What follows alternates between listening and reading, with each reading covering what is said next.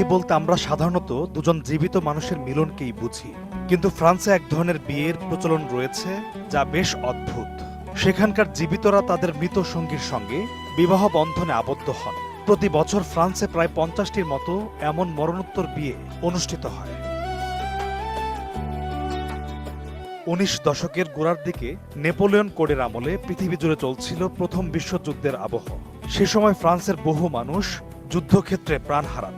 ফলে বিয়ের আগেই যেসব পুরুষ যুদ্ধক্ষেত্রে মারা যান তাদের সন্তানের উত্তরাধিকার পাওয়ার জন্য ফ্রান্সের নারীদের কাছে মরণোত্তর বিয়ে ভীষণ প্রয়োজনীয় হয়ে দাঁড়ায়।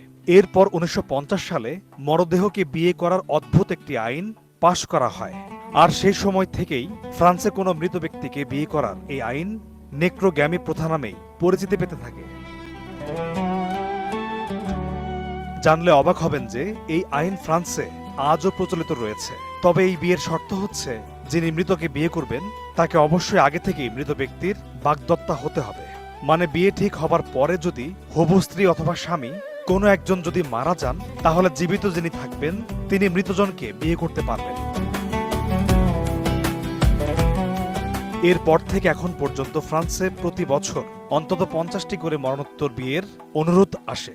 যদি মৃত ব্যক্তি জীবিত অবস্থায় কাউকে বিয়ে করতে চান আর সে বিষয়ে যদি সঠিক প্রমাণ থাকে তবেই সম্ভব মরণোত্তর বিয়ে। এই বিয়েতে কনেকে তার মৃত বাগদত্তা স্বামীর ছবির সামনে দাঁড়িয়ে বিবাহ সম্পন্ন করতে হয়।